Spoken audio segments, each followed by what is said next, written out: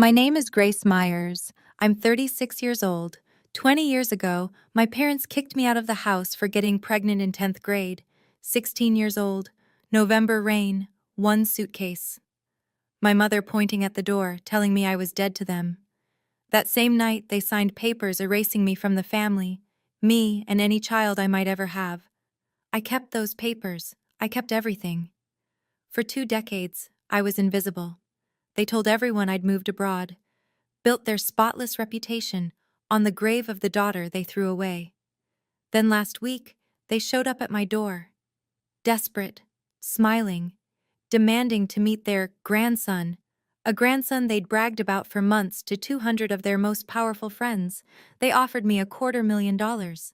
They had no idea that the grandson they'd been promising everyone didn't exist. And what they found instead would tear apart everything they'd spent 50 years building. Portland, Oregon, November 2004. I was 16, a sophomore at St. Catherine's Academy, and the youngest child of Richard and Diane Myers. On paper, we were the perfect family. My father owned a successful real estate law practice downtown, Myers and Associates, established 1987. My mother had been president of the Parent-Teacher Association for 4 consecutive years. We sat in the front pew at Grace Fellowship Church every Sunday, dressed in coordinated outfits my mother selected each Saturday night. But every family has its hierarchy, and I learned mine early. Nathan, my older brother, was 22 and in his 3rd year of dental school. He was the pride of the family, the son who would carry on the Myers name. Carolyn, 20, was studying to become a teacher, the dutiful daughter who never questioned anything. And then there was me. I was what my mother once called the surprise. Born when she was 34, 6 years after she thought she was done having children. I don't think she ever forgave me for disrupting her plans. The signs were subtle, but constant. Family photos displayed prominently in the living room somehow never included my school portraits. Dinner conversations revolved around Nathan's clinical rotations or Carolyn's student teaching placement. When I mentioned making the honor roll, my father would nod and say, "That's nice, Grace," before turning back to Nathan. I learned to make myself small, to not ask for too much, to not need too much.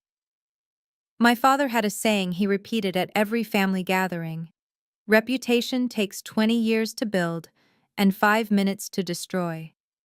I didn't understand then how prophetic those words would become, or that I would be the 5 minutes he feared. I met Marcus Webb at the public library downtown. It sounds unremarkable, but for me, the library was sanctuary. A place where no one compared me to my siblings or reminded me of expectations I could never meet. I went there 3 afternoons a week, ostensibly to study, really just to breathe. Marcus attended Jefferson High, the public school my parents would never acknowledge existed. He was 17, worked part-time at his uncle's auto repair shop, and had the kindest eyes I'd ever seen. He found me crying in the biography section one October afternoon, after my mother had forgotten to pick me up from school for the 3rd time that month. "Hey," he said, sliding into the seat across from me. "You okay?"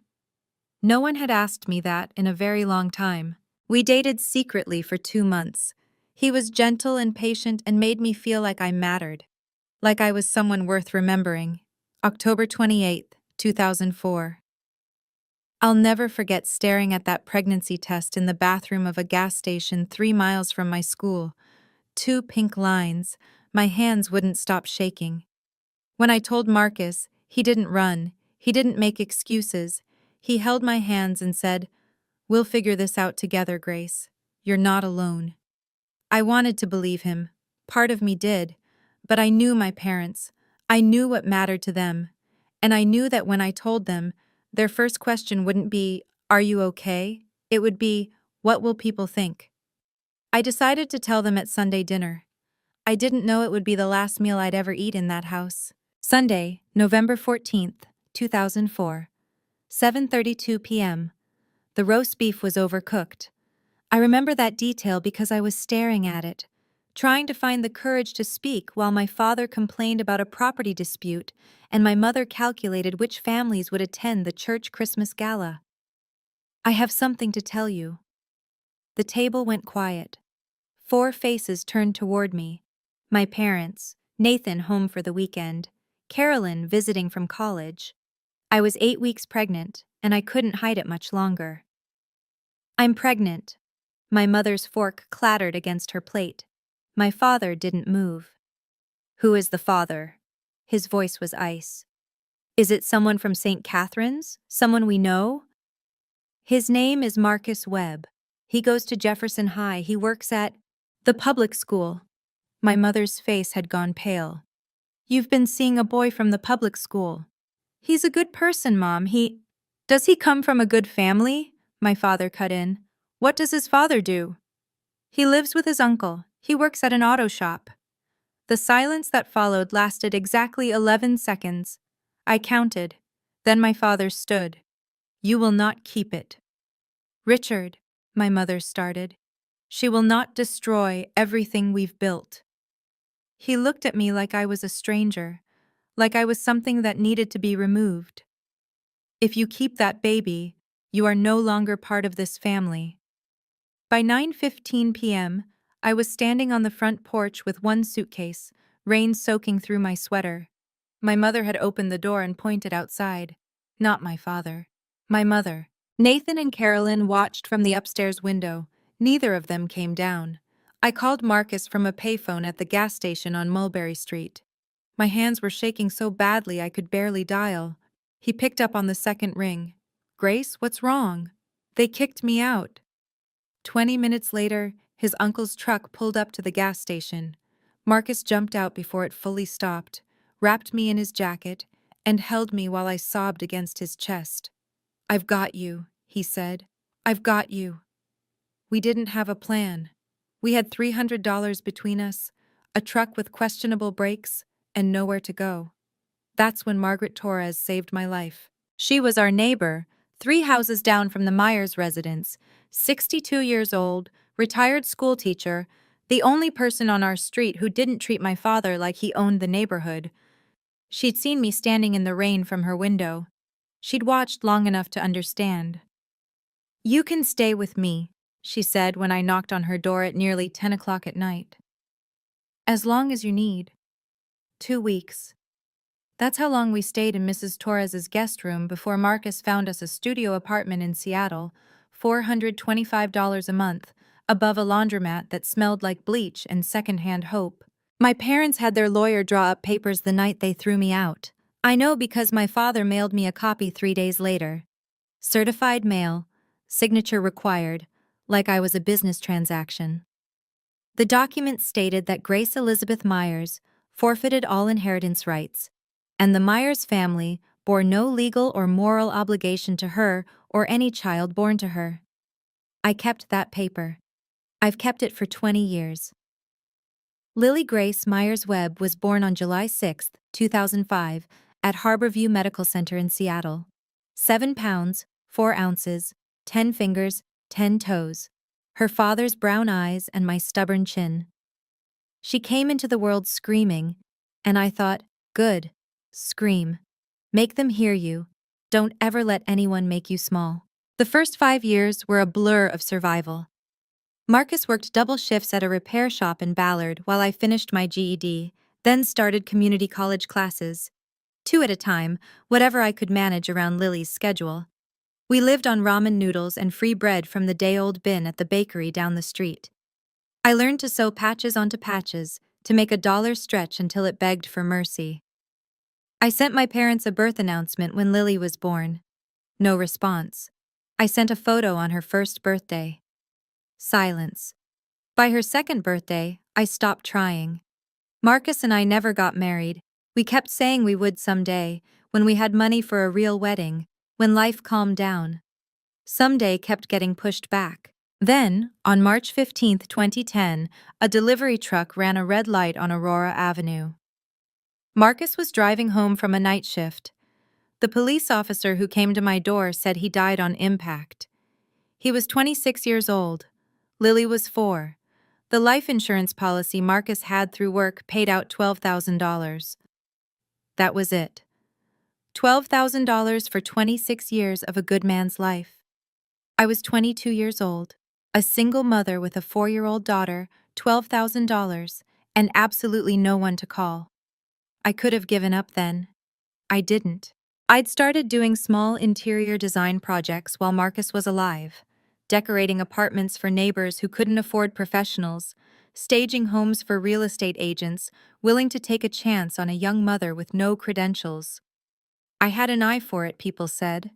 A gift for making small spaces feel like home. After Marcus died, I threw myself into that work like my life depended on it. Because it did. 2012. I met Eleanor Vance at a design workshop at Seattle Central College. She was 52, recently retired as creative director of a major design firm, and looking for a project. For reasons I still don't fully understand, she chose me. "You have talent," she said after reviewing my portfolio. "Raw, unpolished, but real. Let me help you shape it." 2014. With Eleanor's mentorship and a $50,000 SBA loan that took me 3 attempts to secure, I founded Hearth and Home Interiors. Our first office was a converted closet in a shared workspace. 2018. 8 employees. Revenue, $1.2 million. 2022. Seattle Met Magazine ran a feature story on me. From teen mom to design CEO, Grace Myers' story. The journalist spent 3 days interviewing me about my journey, the pregnancy at 16, being cut off from my family, losing Marcus, building a business from nothing. I told her everything except my parents' names, not to protect them. To protect Lily from anyone who might try to connect her to people who never wanted her to exist. 2024. 22 employees. Revenue, $4.2 million. A corner office overlooking Capitol Hill. My daughter was 19, a sophomore at the University of Washington, majoring in psychology. She was brilliant and fierce and everything I'd hoped she would become. 20 years, no contact from the Myers family. Until last week. Tuesday, November 5th, 2024. 6:47 p.m. I'd just gotten home from a client meeting. A tech executive renovating her Mercer Island waterfront property. A contract worth $800,000. My mind was still running through fabric samples and lighting options when I turned onto my street and saw the car. A black Mercedes-Benz S-Class. Oregon plates. My heart stopped. I parked in my driveway and sat there for a full minute, gripping the steering wheel, watching 2 figures standing at my front door. The man had gray hair now, stooped shoulders. The woman still held herself with that rigid posture I remembered, that constant vigilance against anything that might disturb her carefully constructed world. Richard and Diane Myers. My parents. I hadn't seen them in 20 years. I considered driving away, going to a hotel, calling Lily, pretending this wasn't happening. But I was 36 years old. I owned a company. I had built a life without them. I would not run. I got out of my car and walked toward them. My father spoke first. "Grace, you look..." He paused, scanning me, my designer coat, my leather bag, my house. "Well, what are you doing here?" My mother stepped forward. Her face had more lines now, her hair a careful shade of ash blonde that didn't quite match her age. "We know about your son, Grace. We know you have a son." I stared at her. "We'd like to meet him," my father added. "We'd like to reconnect, as a family." The absurdity of it nearly made me laugh. 20 years of silence. 20 years of pretending I didn't exist. And now, they were standing on my porch, asking to meet a grandson they'd never bothered to know. A grandson who didn't exist. I let them into my house. I still don't know why. Maybe I needed to hear what 20 years of silence had led to. My father sat in my living room like he was evaluating a property for purchase, assessing the hardwood floors, The custom built-in shelves, the original artwork on the walls. My mother perched on the edge of my sofa, hands folded, spine straight. "Your anniversary," I said. "That's why you're here." 50 years. My father almost smiled. November 15th. We're hosting a celebration at the Heathman Hotel. 200 guests. The mayor will be there, Pastor Harrison, the Rotary Club board. What does that have to do with me? My mother exchanged a glance with my father. There have been questions, Grace, about you, about what happened 20 years ago. People talk, my father added. Some people remember that we had a third child. They've asked where you are, what happened to you. We've always said you moved away, went abroad, but lately, questions have become more persistent. So you need me to make an appearance. Show everyone that the Myers family is whole and happy. We need your son. My mother's voice was firm. We've told people about him, about our grandson. He should be there, representing the next generation of the Myers family. The room went very still. Who told you I have a son? We read that article. My father waved his hand dismissively. The magazine piece. It mentioned your child, your successful business. You've done better than we expected, better than we expected. As if I'd been graded, as if my entire life was a test I might have failed. And if I refuse? My father's jaw tightened. Let's not make this difficult, Grace. My father reached into his leather briefcase and withdrew a blank check. The sight of it made my stomach turn. We're prepared to compensate you, he said, placing it on my coffee table. $250,000. You bring your son to the party, stay for 3 hours, take some family photos. Then you can return to your life. I looked at the check, then at my mother, who was nodding as if this were the most reasonable proposition in the world. $250,000, I repeated. Is that what 20 years of silence costs? We're also prepared to reinstate you in the family trust.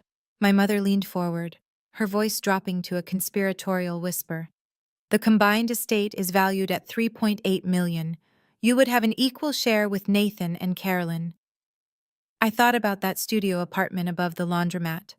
The nights I'd worked double shifts while Lily slept in a playpen behind the counter of a coffee shop because I couldn't afford childcare. The years I'd spent building something from nothing while they sat in their Portland mansion, pretending I'd never existed. And if I say no? My father's expression hardened.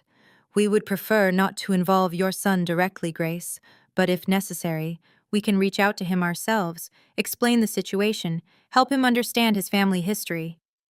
It was a threat, subtle but unmistakable. You want to contact my child, I said slowly, and tell them your version of what happened. We want to be a family again. My mother spread her hands, the picture of reasonableness. Isn't that what you've always wanted? I was about to answer when I heard footsteps on the stairs, and everything changed. Mom? Is everything okay? I heard voices. Lily stopped at the bottom of the stairs, her psychology textbook still in her hand. She was wearing sweatpants and a University of Washington hoodie, her dark hair pulled into a messy ponytail. She looked exactly like what she was, a 19-year-old college student who'd been studying in her room. My mother rose to her feet, her face cycling through confusion, calculation, and something close to horror. Who is this? This is Lily. I stood, positioning myself slightly between my daughter and my parents. My daughter, your granddaughter. Daughter? My father's voice cracked. But we were told, the article said child. You assumed the rest. Lily's gaze moved from me to the strangers in our living room. Understanding dawned in her eyes. These are them? The grandparents who threw you out when you were pregnant with me? My mother flinched. That's not... It was more complicated than... Which part was complicated? Lily crossed her arms. The part where you kicked a 16-year-old out in the rain? Or the part where you spent 20 years pretending she didn't exist? Young lady, my father started. I'm not your young lady. I'm the grandchild you never wanted to meet, the one you tried to make disappear. Lily's voice was steady, but I could see her hands trembling. I know everything. Mom never hid it from me. I know about the letter. I know about the inheritance papers. I know you told your friends she went abroad. My parents sat in stunned silence. Lily looked at me. They came here for a grandson, didn't they? Someone they could show off. Yes. She turned back to them with a cold smile. Surprise. My father recovered faster than my mother. I watched him recalibrate, the lawyer in him assessing this new variable. A granddaughter, he said carefully. That works. We can adjust the narrative. Lily can come to the party as what? Lily cut in. The secret granddaughter you've been hiding for 19 years? The daughter of the teen mom you threw away? We could say you were studying abroad. My mother's voice was pleading now. Recently returned. A surprise reunion. I was born in Seattle. I've never left the country. I'm a sophomore at UW. Lily laughed, but there was no humor in it. Do you even hear yourselves? You want me to lie to 200 people about my entire existence? The party is November 15th. My father checked his watch, as if time was the only variable that mattered. 10 days from now. We need an answer by the 10th. I stood. I think you should leave. Grace, I'll consider what you've said, but not tonight. Not with Lily here. My mother rose, gathering her handbag. At the door, she turned back. This is an opportunity to heal, Grace. To put the past behind us. Don't let old wounds cost you your future. I watched them walk to their Mercedes.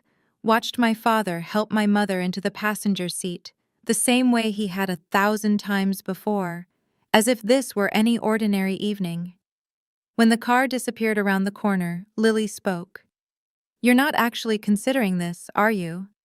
I looked at my daughter, this fierce, brilliant young woman I'd raised alone. The person Richard and Diane Myers had tried to erase from existence before she was even born. No, I said, but I'm not done with them yet. Before we continue, let me ask you something. Have you ever stood where I stood that night, facing people who abandoned you, only to return when they needed something? I'd love to know what you would have done in my position. Drop a comment below, and if you want to see how this all unfolds, hit that subscribe button. Because what happened next? Even I didn't see it coming. That night, after Lily went to bed, I pulled a fireproof lockbox from the back of my closet. I hadn't opened it in years. Inside were the documents of my erasure.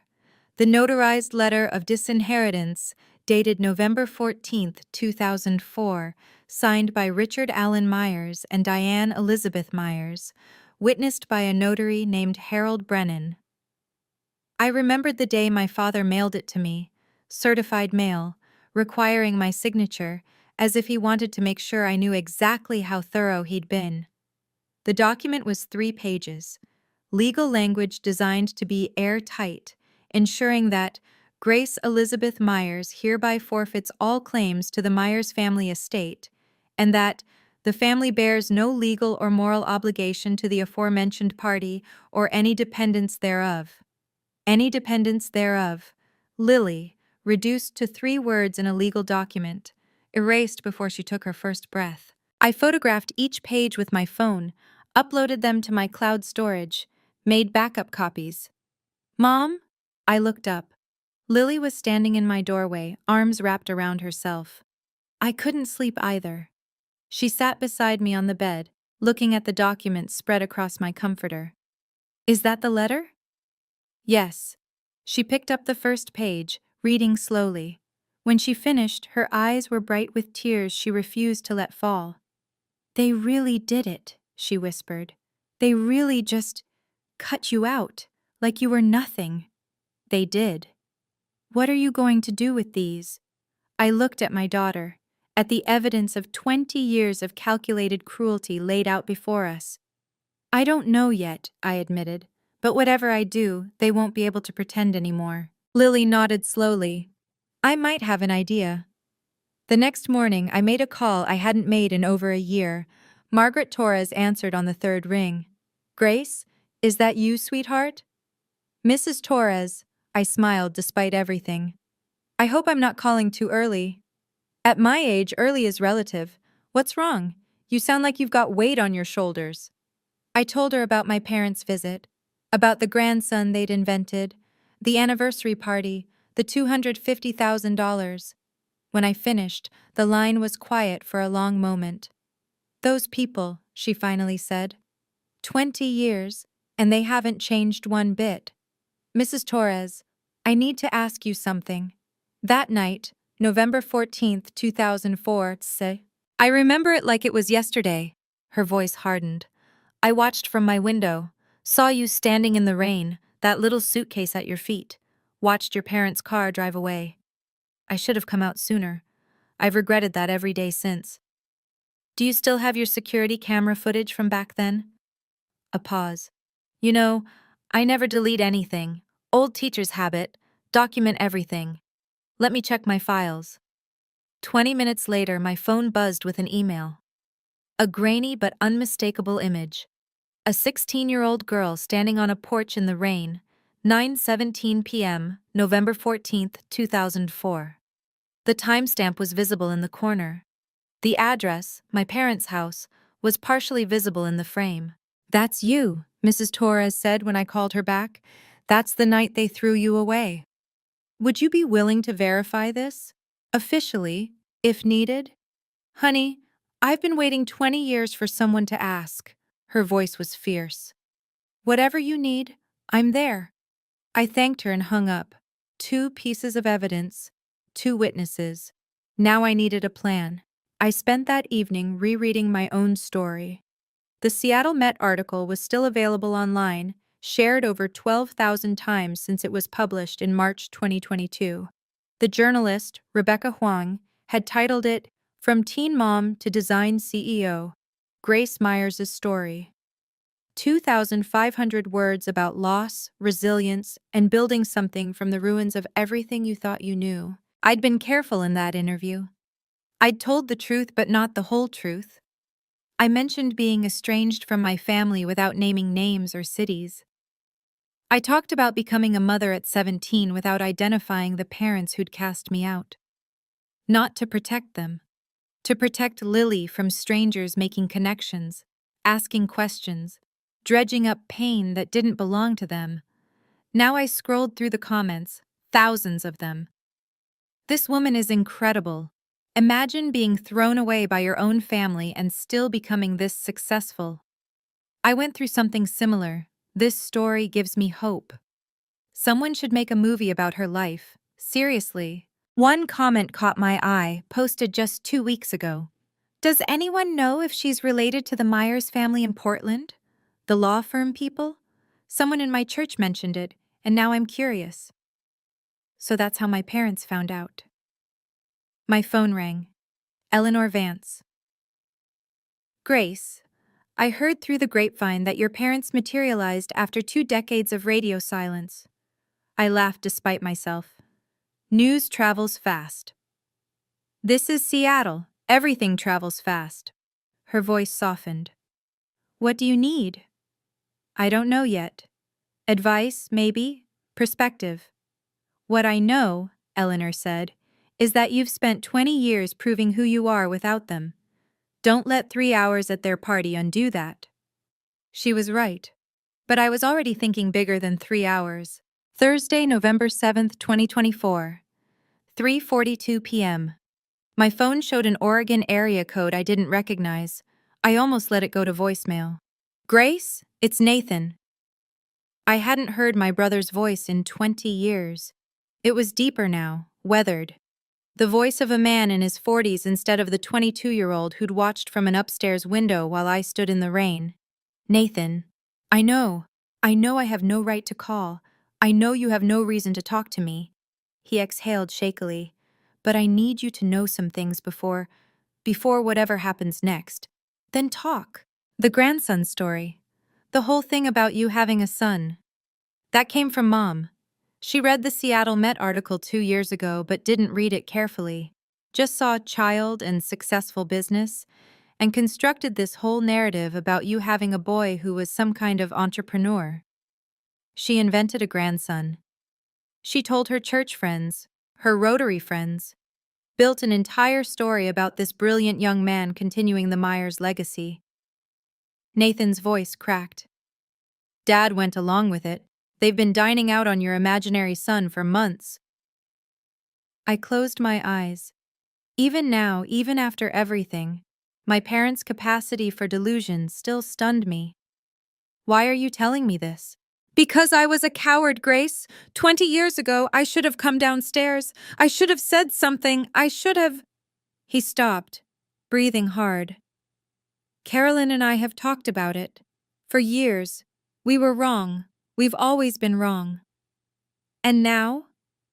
Now I want to make it right, whatever that looks like. Nathan paused. The anniversary party. Carolyn and I will be there. If you decide to come, you won't be alone. I didn't know what to say to that. Nathan talked for another hour. He told me about the unwritten rules of being a Myers child, the expectations, the constant performance, the way our parents wielded approval like a weapon, granting it to those who complied and withdrawing it from anyone who stepped out of line. Carolyn has 2 kids, he said. 8 and 11. She's terrified of them growing up the way we did, walking on eggshells, never knowing if they're good enough. Why didn't you ever reach out? In 20 years? Long pause. I almost did. 5 years ago. I had your number, found it through the business website, dialed it at least a dozen times. His voice dropped. And every time, I hung up before it connected, because I knew that if I talked to you, I'd have to admit what I let happen. And I wasn't ready. What changed? Seeing them show up at your door demanding a grandson that doesn't exist, watching them try to buy you like you're a prop for their anniversary photo. Nathan exhaled. It made me realize, if I don't say something now, I never will, and I'll spend the rest of my life knowing I failed you twice. I thought about the brother I remembered, the one who played board games with me when our parents were at their charity galas, the one who taught me to ride a bike in the backyard. There's something you should know, Nathan added. The anniversary party. There's going to be a family moment that gets live-streamed on the church Facebook page. Pastor Harrison's idea. A show of unity for the congregation. A live stream, 200 witnesses in person, and who knew how many more watching online. Thank you for telling me, Nathan. What are you going to do? I'm not sure yet, but I'm starting to see it clearly. Friday, November 8th, 2024, 10:14 a.m. My father called directly this time. No preamble. Grace, we're running out of time. The party is in 1 week. $250,000, full reinstatement in the family trust. Final offer. I've been talking to Nathan. Silence. He told me about the grandson story you've been telling people. The one you made up based on an article you didn't bother to read carefully. That's not... We may have embellished slightly. You invented an entire person. You've been telling your friends about your successful grandson for months.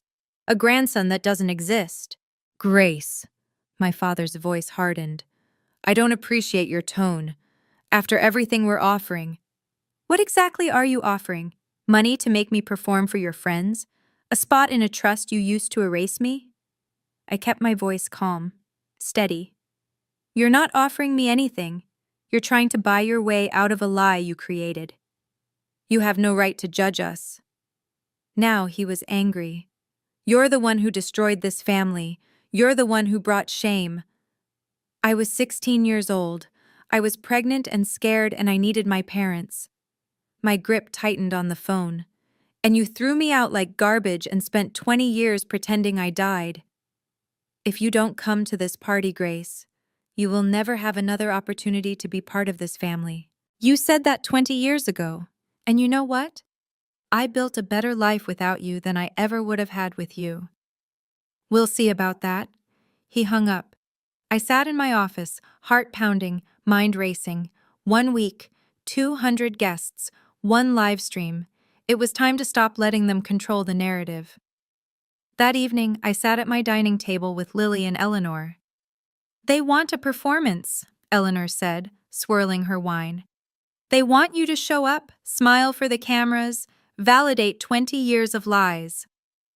They want to use you, Lily added, the same way they've always used you, as something to manage, not someone to love. I looked at both of them, my mentor, my daughter, the family I'd built for myself. I'm going to that party. Lily's head snapped up. Mom, not to give them what they want, to give myself what I need. I pulled out my phone, showing them the photos of the disinheritance letter, Mrs. Torres's security footage, the Seattle Met article. They've spent 20 years controlling my story, telling people I went abroad, inventing a grandson, making me disappear. And you want to undisappear, Eleanor said slowly. I want to tell the truth, in front of everyone who matters to them, on their stage, at their party, during their precious live stream. I took a breath. Not to humiliate them, but to stop letting them pretend I don't exist. I'm coming with you. Lily's voice was firm. They need to see who I really am, not their imaginary grandson, me. I reached for her hand. Are you sure this could be? I've spent my whole life knowing that my grandparents chose their reputation over my existence, I'm sure. I called Nathan that night. Your offer to stand with me, does it still hold? Carolyn and I talked. We're ready. Then I need you to do something. Don't warn Mom and Dad. Don't tell them I'm coming. Can you do that? Yes. Good. I looked out at the Seattle skyline, at the life I'd built from nothing. Because in 1 week, we're going to show them what family actually means.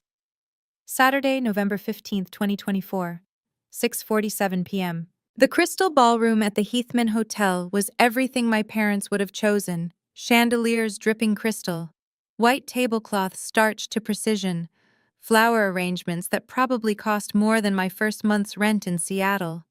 200 guests in formal attire, clutching champagne flutes, making small talk about golf handicaps and investment portfolios. I stood in the entrance with Lily beside me. She wore a navy blue dress, simple and elegant. I'd chosen black, professional, understated, impossible to ignore. You okay? She whispered. I'm about to crash my parents' 50th anniversary party to tell 200 people they've been lying for 20 years. I squeezed her hand. I'm terrified. That's not what I asked. I looked at her, this incredible young woman who'd grown up knowing her grandparents had tried to erase her, who'd built her own strength from that knowledge, instead of letting it break her. Yeah, I said. I'm okay. We walked in. The room was arranged around a raised platform at the far end, where my parents would give their speeches. A camera crew was setting up, the live stream for Grace Fellowship Church. I could see the Facebook Live indicator already blinking. And there they were. Richard and Diane Myers, standing on that stage, surrounded by well-wishers. My mother in champagne-colored silk. My father in a tailored navy suit. Both of them glowing with the confidence of people who believed they'd won. They hadn't noticed us yet. The room was too crowded, the attention too focused on them, but heads were starting to turn. Someone near the door whispered, "Is that?" Someone else. "The daughter from the article." The whispers spread like ripples in water. And then my mother looked up. My father had just begun his speech. 50 years of marriage has taught me that family is everything. Diane and I have built our lives around that principle. Our children, our community, our faith. His voice carried across the ballroom, amplified by the microphone, captured by the live stream camera. 200 faces watched adoringly. On the small monitor near the stage, I could see the Facebook Live comment section scrolling. Beautiful couple. God bless the Myers family. What an inspiration. My mother saw me first. Her champagne smile froze. I watched her hand tighten on my father's arm. He followed her gaze, stopped mid-sentence. The room began to notice. Heads turning, whispers building. Someone near the back said, loud enough to carry, "That's her. From the magazine, the design CEO." Someone else, "That's Richard's daughter?" I thought she was in Europe. My father recovered first. As I was saying, family has always... I started walking toward the stage. The crowd parted. Not dramatically, this wasn't a movie, but people stepped aside, sensing something was about to happen. Lily walked beside me, her chin high, her steps steady. Nathan appeared at the edge of the crowd. Carolyn beside him. They didn't try to stop me, they just watched. Grace! My father's voice came through the speakers, strained now. What a surprise. We weren't expecting. I climbed the 3 steps to the platform. The live stream camera tracked my movement. I could feel 200 pairs of eyes on me, plus however many were watching online. Hello, Dad? I took the microphone from his hand before he could react. Hello, everyone. My name is Grace Myers. For those of you who don't know me, and many of you don't, I'm Richard and Diane's youngest daughter. I paused. The one they told you went to Europe 20 years ago. The silence in that ballroom was absolute. I didn't go to Europe, I continued. On November 14th, 2004, 20 years ago tomorrow, my parents discovered I was pregnant at 16. That same night, they threw me out of their house. They had their lawyer draft papers disowning me. They told me I was dead to them. Someone gasped. The live stream comments were exploding. I could see them scrolling faster than anyone could read. They told everyone I'd gone abroad. For 20 years they pretended I didn't exist. I reached into my bag and pulled out the notarized letter. This is the document my father mailed me 3 days after throwing me out. It states that I forfeit all inheritance rights, and that the Myers family has no obligation to me or, I quote, any dependents thereof. I held it up to the camera, close enough to read. Those dependents? That's my daughter Lily. I gestured to where she stood at the edge of the stage. Your granddaughter, who you've never met. The grandson you've been telling your friends about for months doesn't exist. You invented him based on a magazine article you didn't read carefully. My father grabbed for the microphone. Grace, this isn't the place. When is the place, Dad? I held the mic out of his reach. When is the right time to tell the truth? You came to my house last week offering me $250,000 to parade a fictional grandson at this party. $250,000 to make your lie look real. I turned to the crowd, to the camera, to the 200 witnesses and the thousands watching online. I didn't come here for money. I came here because I'm done being erased. Pastor Harrison stepped forward. Richard, is this true? My father couldn't answer. My mother started crying. I'd only seen Diane Myers cry once in my entire childhood, at her own mother's funeral. Now tears streamed down her face, ruining the careful makeup she'd spent hours perfecting. Richard, Pastor Harrison's voice was firm. I asked you a question. Is what your daughter is saying true? The room held its breath. My father looked at the crowd, the mayor, the Rotary Club board members, the church elders who had respected him for decades. I watched him calculate, search for an angle, try to find words that would spin this into something acceptable. He couldn't find them. It was a difficult time, he finally said. We made decisions that... You threw me out because I was pregnant. My voice stayed calm. Because your reputation mattered more than your child. Nathan stepped onto the stage, then Carolyn. They stood beside me, not touching, but present. She's telling the truth, Nathan said, his voice carrying through the room. Carolyn and I were there that night. We watched from the window while our parents put our 16-year-old sister out in the rain. We never said anything. That was our failure. The whispers became a roar. I could see people pulling out phones, texting, recording. The mayor, Harold Simmons, was already moving toward the exit. Mrs. Torres, I said, pointing to a gray-haired woman in the back row who had flown in from Portland that morning. Our neighbor from 20 years ago. She saw everything. She has photos, timestamps. Maggie Torres stood, her chin lifted. I watched that child stand in the rain for 10 minutes before she walked away. I gave her a place to sleep. The Myers family never once asked where she went. The livestream comments exploded. This is insane. Those poor girls. Someone call the news. Can you imagine standing where my parents stood in that moment? Everything they'd built, 50 years of reputation, the respect of their community, the image they'd polished so carefully, crumbling in 3 minutes of truth. Hit that like button if you think they deserved it. And keep watching, because what happened next surprised even me. I handed the microphone back to my father. He took it reflexively, like a man in shock. "I didn't come here to destroy you," I said, quietly enough that only those on stage could hear. "I came here to stop being invisible." Then I turned back to the crowd and raised my voice. "I'm not asking for your pity. I don't need it. 20 years ago, I was thrown out with nothing. Today, I own a design company in Seattle with 22 employees and over $4 million in annual revenue. My daughter is a sophomore at the University of Washington. We built our lives without the Myers family's help." I looked directly at the camera. "I'm not here for revenge. I'm here because my parents tried to buy my silence last week. $250,000 to pretend their lies were true. I'm here because they deserve to face the consequences of what they did. Not in private. In front of the community they value more than their own children." Lily climbed onto the stage and took my hand. "I'm Lily," she said into the microphone, "the granddaughter they never wanted. I'm 19 years old. I've known my whole life that my grandparents chose their reputation over my mother, and by extension, over me."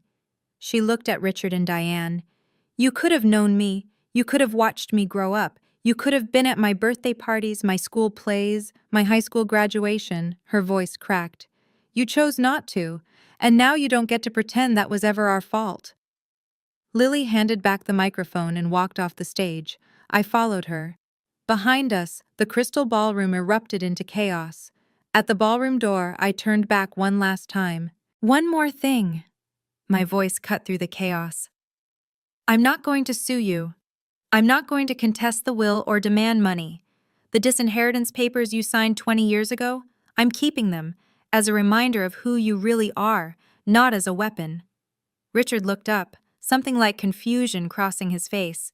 He'd expected a battle, a lawsuit, demands. "But understand this.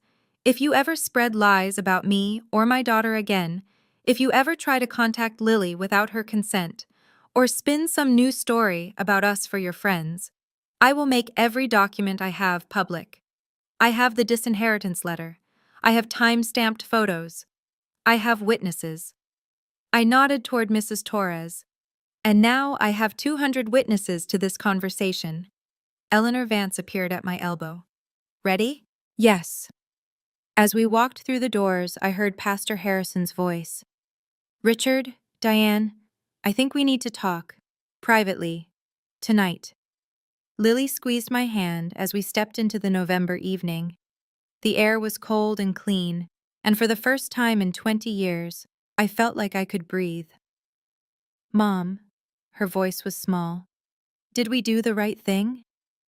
I thought about 16-year-old Grace, standing in the rain with a suitcase and a baby she hadn't planned for. I thought about all the years of building, surviving, fighting to become someone worth being. "We told the truth," I said. "We set a boundary. We let them face the consequences of their own choices." I pulled her into a hug. "That's not revenge. That's justice." "What happens now?" I looked up at the night sky. "Now we go home." The fallout began within hours. By midnight, the livestream clip had been shared 847 times. By morning, that number had tripled. Someone had titled it, "Woman Exposes Parents' 20-Year Lie at Their Anniversary Party," and uploaded it to YouTube, where it accumulated 40,000 views in the first 24 hours. 47 guests left the party within 30 minutes of my departure. I learned this from Nathan, who called me Sunday morning with a full report. Mayor Simmons walked out without saying goodbye to Dad. Mrs. Patterson from the church board followed him. The Hendersons, you remember them, they own the chain of auto dealerships. They actually apologized to me on their way out. Apologized? For never asking where you were. For just accepting the story. Sunday afternoon, a short item appeared in the Portland Herald. Local attorney's anniversary gala ends in family revelation. The article was carefully neutral, but the comments section was not. I went to church with these people. I had no idea. Richard Myers drew up my will. What kind of man throws out his own child? Anyone who watched that live stream will never see that family the same way. By Monday, Richard had resigned his position as elder at Grace Fellowship Church. For personal reasons, the church bulletin stated.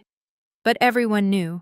By Wednesday, the Rotary Club board announced they would be reviewing membership criteria at their next meeting. Richard's name was specifically mentioned. And through it all, I was in Seattle, answering emails from potential clients. 7 new inquiries came in that week. People who'd seen the Seattle Met article 2 years ago and had just connected it to the viral video. Some fallouts destroy, others clarify. Mine did both. The following Thursday, a reporter from Seattle Met called. Rebecca Huang, the same journalist who'd written my profile 2 years earlier. Grace, I don't know if you've seen, but your video is everywhere. We'd love to do a follow-up piece, the CEO who confronted her past. What do you think? I thought about it. Let me get back to you. Of course, just know, the response has been overwhelming. People are connecting with your story, a lot of them have similar experiences. She wasn't wrong. My company's general inbox was flooded with messages. Not about design, about family, about being cut off, about spending years feeling invisible and finally finding the courage to speak. Your video made me call my brother for the first time in 12 years. I'm a teen mom too. You gave me hope. Thank you for showing that success is the best response to people who tried to destroy you. Saturday, I flew to Seattle for Nathan and Carolyn's first visit to my home in 20 years. We sat in my living room, the same room where our parents had tried to buy my silence 2 weeks earlier, and talked for 6 hours. Nathan told me about the years of guilt. Carolyn cried when she met Lily for the first time. Their children, my niece and nephew, ages 8 and 11, played in my backyard while the adults tried to rebuild something from the wreckage. I'm sorry, Nathan said. I know it's not enough. I know sorry doesn't cover 20 years. No, I agreed. It doesn't, but it's a start. Lily watched from the doorway, this young woman who'd grown up without extended family, finally seeing what it might look like to have one. Imperfect, complicated, but real. 1 week after the party, my phone rang with an Oregon number. My mother. Grace? Her voice was hoarse, smaller than I'd ever heard it. I'm not calling to apologize. I don't know how to apologize for what we did. Then why are you calling? Long silence. I watched the video. The live stream. I've watched it 11 times. Another pause. I keep looking at your face when you're talking, trying to see my daughter, the one I put out in the rain. I said nothing. Your father is... She trailed off. He's not doing well. The church, the Rotary, his colleagues. Everyone is looking at him differently now. He doesn't know how to handle it. I didn't do this to punish him, or you. I know that now. Her voice cracked. You did it because you had to stop pretending. You did it because we gave you no other choice. Why did you call, Mom? The longest silence yet. Because I wanted to hear your voice. Because I haven't heard it in 20 years, and I realized I might never hear it again. She was crying now. Because my granddaughter stood on that stage and told 200 people she'd spent her whole life knowing we didn't want her, and I couldn't breathe. I closed my eyes. I'm not ready to forgive you, I said. I might never be, but I'm not going to hang up on you either. That's more than I deserve. Yes, it is. We stayed on the line for another minute, not speaking. Then she said goodbye. She didn't ask for another chance. She didn't demand anything. Maybe that was progress. Or maybe it was just the first step of a very long road. Thanksgiving, 2024. My dining table, the one I'd bought 3 years ago from an estate sale and refinished myself, seated 12. It had never been this full. Lily sat at my right hand, Eleanor Vance at my left. Mrs. Torres, who'd flown up from Portland again, was teaching my nephew how to fold napkins into swans. Nathan carved the turkey while his wife set out side dishes. Carolyn's daughters were arguing about who got to light the candles. My parents weren't there. We hadn't reached that point. Maybe we never would. But looking around that table, I realized something. I'd spent 20 years mourning a family that had never really wanted me. Now I was surrounded by people who'd chosen to be here, who wanted to know me, not a version of me, not a prop for their image, but me. Lily stood to make a toast. I wrote something, for Mom. She pulled out a folded paper. When I was little, I used to ask why I didn't have grandparents like the other kids. Mom always told me the truth, that they'd made a choice, and that choice wasn't about me. It took me years to really understand that. She looked at me. But I understand now. And I know that everything I have, everything I am, is because you never let their choice define us. She raised her glass. To the family we build, not the one we're born into. Everyone drank. Later, after the dishes were cleared and the guests were scattered through my house drinking coffee, I stood at the kitchen window. Lily appeared beside me. "You okay?" I looked at my daughter, at this life I'd assembled from the ruins of everything I thought I'd lost. "Yeah," I said. "I really am." If you're still listening, let me leave you with this. 20 years ago, I was a scared 16-year-old standing in the rain, watching my parents' taillights disappear down the street. I thought my life was over. I thought I had nothing left. I was wrong. I had Marcus for as long as I could have him. I had Mrs. Torres, who opened her door when she didn't have to. I had Eleanor, who saw potential in a young mother with nothing but determination. I had Lily, who grew up knowing the truth and chose to be fierce instead of bitter. And eventually, I had myself. The version of me who stopped asking for permission to exist. If you're in a situation where your family makes you feel like you need to shrink yourself to be acceptable, like your worth depends on their approval, I understand. I've been there. But here's what I know now. You don't need their validation to know your value.